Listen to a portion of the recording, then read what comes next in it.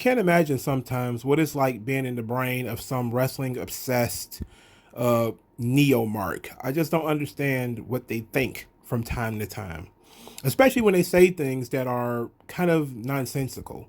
So before we get into that, I'm not going to name the. I'm pretty sure if you guys are on Twitter, you've probably seen this.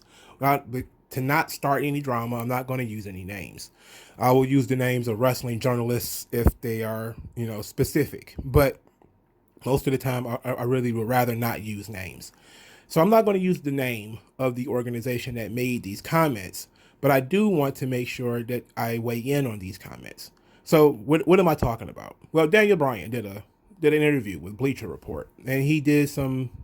He just pitched some dream matches, some things that people he wished he could have worked with as his career begins to wind down, and he wants to focus on fatherhood.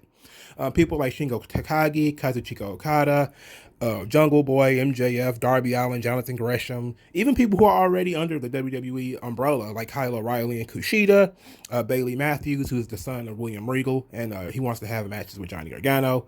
And there's just a lot of people he said he wished he could have worked with. So there's some Mark website out there that really decided to get offended that Daniel Bryan would dare talk about dream matches because Daniel Bryan continues to sign WWE contracts. And they said, and I quote, Daniel Bryan needs to shut it and that he needs to leave WWE to make his own dream matches happen. He needs to show some guts and to leave WWE so that these dream matches could happen. And that WWE isn't the only place you can be financially secure. And I was stupefied by how personal and how vitriolic the statements were. I don't understand why people take business so personally. Let's take some of these. I'm gonna take some of these pieces. For starters, there is no show some guts. What does that mean? Bet on yourself. It's like Daniel Bryan worked for 10 years in Ring of Honor, betting on himself. Why should he go back to doing that? It just doesn't seem to make much sense. But let's say that, is he really betting on himself when he's almost guaranteed after his WWE exposure a main event spot anywhere he wants to go? Is that really betting on yourself? Did Chris Jericho really bet on himself when he left and went to New Japan or start AEW when he was guaranteed a main event spot? Is that really betting on yourself? Did Jon Moxley really bet on himself? No. When you're a main event guy and you leave and you're guaranteed a main event spot, you're not really betting on yourself. You're betting on everybody being a mark for you because you are on WWE TV. People who really bet on themselves are people who have no guarantee that they're going to land up anywhere else and they still want to leave. So there are people out there who choose to leave WWE not knowing what's going to happen to them in the future, but just know that it's better than being under contract currently. So those people really are betting on themselves. There are some people say, well, the Young Bucks were betting on themselves. Well, yes, they were. I guess I give the Young Bucks credit. I can give Cody credit. But anybody who decides to jump ship now because, well, I can just land in AEW, get a fat contract, and then, work one day a week, well, you're not really betting on yourself. You're betting on Tony Khan or, somebody else being a mark for you because you were on TV all this time. But that's just one way of looking at things. Second thing, he says, show some guts. Show some guts. I mean, what nerve to tweet out that somebody is like a coward. Show some guts. That's really weird. And I don't even know where I can take that outside of this person is taking it personally that Daniel Bryan doesn't really want to jump ship from WWE, where he's probably happy and has worked for years and years and years to get into the position that he's in, which includes an authoritative position where he can actually elevate other talents. So he's gotten an opportunity here. So, and this is something that he actually worked for, and he should just basically shred it and throw it into the wind for the opportunity to have dream matches, quote unquote. But let's talk about that concept for a moment. Because every wrestler near the end of their career starts having dream matches. People who weren't really on their radar when they were available or when they were working in the independents or people that they worked with but they would love to work with them again. Or these people who came up after they had, reached a certain age and they want to wind down and or retire. Everybody has those dream matches. These concepts are mostly just nice to have matches. They're not, I absolutely guarantee I must have this match. It's kind of like, you know what? That would have been something that would have been cool for me to do. That's what a dream match is. Most of these guys don't think of dream matches the same way fans do. Fans think of dream matches like, oh my God, I'm salivating at the thought of it. These guys think about it in a way with, that would have been fun. That would have been really cool to be able to sit down and have this match with this guy, how to put it together, what we could have done, yada, yada, yada. This would have been nice. And that's it. That's it. It wasn't something that's going to make or break their career. Sting and Undertaker was a dream match for a lot of people. Hell, Goldberg and Undertaker was a dream match for some people, and then we saw how that turned out.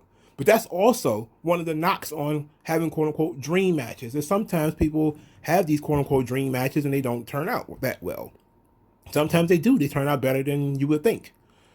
But ultimately, a dream match is more of a nice to have. If you're already a legend, then it's not really much of a dream match. But even more so than it being a dream match is a nice to have for the legend. It is also a way of patting younger talent on the back. Daniel Bryan saying that, hey, I wish I could have gotten in there with Jonathan Gresham, elevates Jonathan Gresham in the eyes of some people who have never heard of him before. Same thing with Okada, same thing with with Darby Allin or Jungle Boy or whatever like that. People get to talking about it like, wow, Daniel Bryan would want to work with this guy. He must be something. He called this guy out. This guy must be really good. This guy must be nice.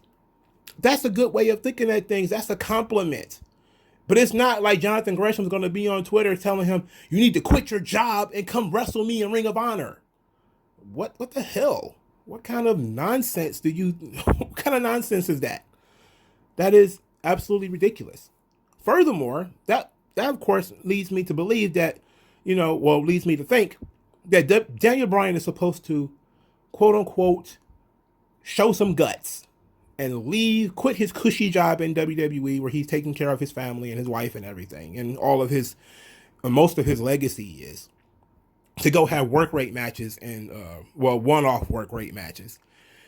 But what about the opposite? Do you think that these guys don't have dream matches of wrestling, the guys that are in WWE? Because they do. So should they quit their jobs and then try to get into WWE? Because most people complain when guys do that. Could you imagine? And I'm pretty sure Okada has done interviews where he said, he would rather wrestle some WWE guys. He's talked about it before that he wanted to wrestle WWE guys. Tanahashi has said it. Neither one of them are in a rush to leave New Japan to wrestle WWE guys because they're just nice to have matches. Oh, I wonder how I could have worked with this guy. He looks cool on TV, but I've never actually gotten in the ring with him. It's a completely different scenario. And wrestlers know that. They talk about that all the time, that sometimes you see a guy and when you get in the ring with them, it's completely different. These things are not as cut and dry as people would make them out to be, as marks would make them out to be. You would have to live in a wrestling coffin to tell people to quit a job to go have a work rate match on one show and then come back? And then go out and have other work rate matches? I mean, give up all of your influence where you have the ability to elevate people that you have been in the locker room with for 5 or 6 years in order to pick talent and then elevate them, and then work a very limited schedule, make a lot of money and not really have to take bumps anymore. And Daniel Bryan has a history of concussions and head injuries. Why would he risk that? It's just not smart. It's not smart. And that feeds into the concept of being financially secure. Of course, Daniel Bryan isn't really motivated by money. He said that numerous times. But the concept doesn't mean he wants to work for free. It doesn't mean he wants to work for peanuts either. The only person really out there that can pay what Daniel Bryan probably wants is Tony Khan. So what really is worth, jumping ship to have, 4 matches, because he mentioned like 3 or 4 guys in AEW. And that's obviously going to lead to more because people are going to want to see him wrestle Kenny Omega and people want to see him wrestle Jon Moxley. And sure, that's fun. But then Daniel Bryan is doing exactly what he doesn't want to do now. Daniel Bryan is taking a step back because he doesn't want to interrupt the careers of younger people. He will be doing exactly that by jumping ship to AEW and just to have his quote unquote dream matches. He will have to interrupt the rise of other people. I mean, if you would actually thought about that for even a moment, it would have made more sense. But Daniel Bryan needs to shut up and show some guts, quit his financially successful job, and go wrestle because that's what we, the fans, quote unquote, in other words, there's people who live in the wrestling bubble. Then there's some people who live in the wrestling fucking capsule. That's all they think about is how good the match is going to be. I don't care how good the match is going to be. Dream matches are just nice to haves on the resume of these guys. They've wrestled hundreds of people. These things are not, they absolutely must have.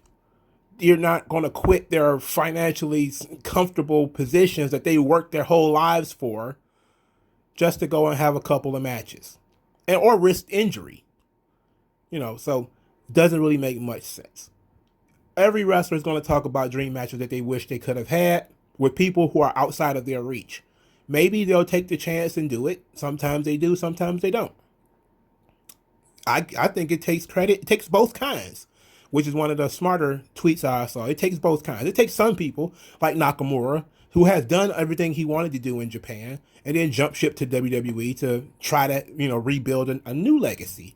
It takes some of those types of people. And it takes some Shawn Michaels guys who never leave and who say, hey, if you want to have a dream match with me, you got to come here.